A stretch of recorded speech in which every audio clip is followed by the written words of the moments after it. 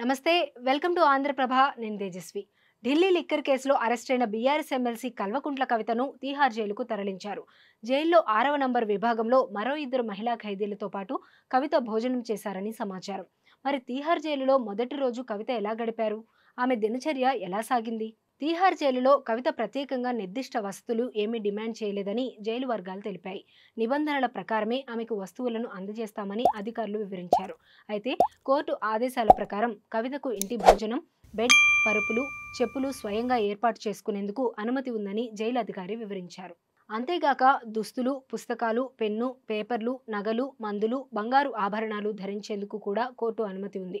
అయితే ఆమె జైలుకు వచ్చేటప్పుడు ఎలాంటి ఆభరణాలు ధరించలేదని జైలు వర్గాలు తెలిపాయి. ఆమెకు తీహార్ జైలు గ్రంథాలయంలోని పుస్తకాలు ఉపయోగించుకునే సౌలభ్యం ఉందని సదరు జైలు అధికారి వెల్లడించారు. కాగా తీహార్ జైలు కాంప్లెక్స్లో సుమారు 500 మంది మహిళలు ఉన్నారు. కాగా ఢిల్లీ లిక్కర్ కేసులో అరెస్ట్ అయి తీహార్ జైల్లో ఉన్న ఢిల్లీ మాజీ మంత్రులు మనీష్ సిసోడియా, సంజయ్ సింగ్ తర్వాత మూడో రాజకీయ నేత కవిత. సిసోడియా జైల్ నంబర్ 1, సంజయ్ సింగ్ కు జైల్ నంబర్ 2ను కేటాయించారు. మరో మనీ లాండరింగ్ కేసులో అరెస్ట్ అయిన ఆప్ నేత సత్యేంద్ర కుమార్ 7వ నంబర్ జైల్లో ఉంచారు.